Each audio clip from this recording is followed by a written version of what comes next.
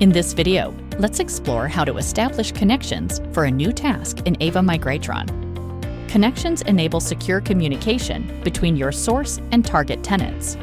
Whether you're performing an assessment or a migration, start by logging into the AVAMIGRATRON platform. Once you're in, you'll land on the task page.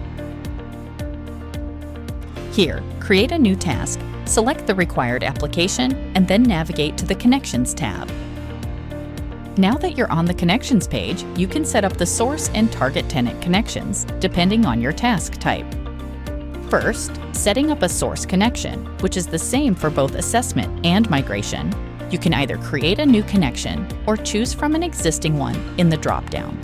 To create a new connection, fill out the form with the necessary details.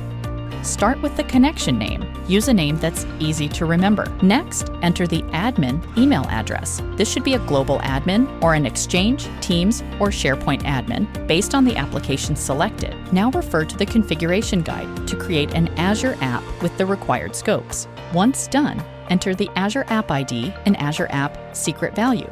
Click Next. Use the same admin email ID you entered earlier to complete the authentication. If the scopes are valid, the connection is successfully established. This connection can now be reused in future tasks.